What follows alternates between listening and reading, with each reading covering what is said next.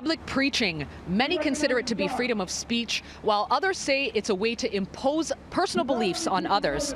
I'm here at Yonge and Dundas, where it happens frequently, but now one of our viewers is raising concerns after what he claims was a hateful encounter.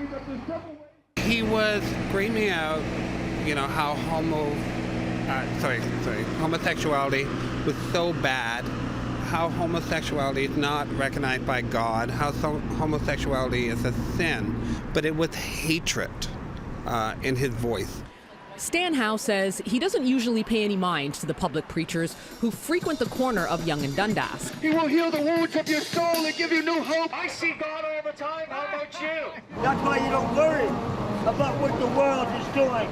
But that last night, as he and his boyfriend walked by, the messages of hate cut through him like a knife. For me, it was heartbreaking, you know, to hear that. I've lived in Toronto for a very long time, and I've been gay for a very long time, and I've never heard that before.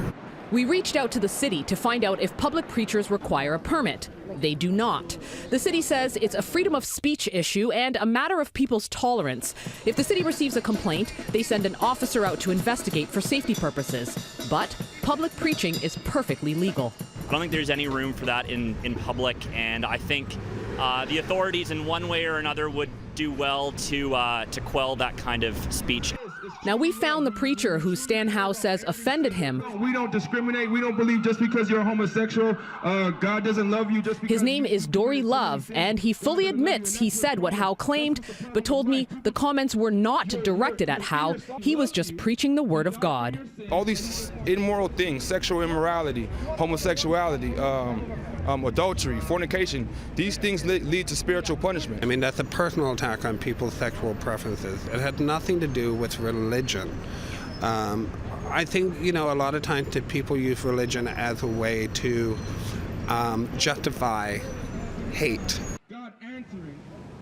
Now, the preacher, Dory Love, who's actually behind me right now, he told me that police actually came to him last night and told him to leave. Stan was not the one who actually called the police. Now, police actually did come here just a few moments ago, though this time they didn't shut him down. They just asked him to tone it down. The cops have obviously not deterred him. Love says he will continue to come back, quote, by the grace of God.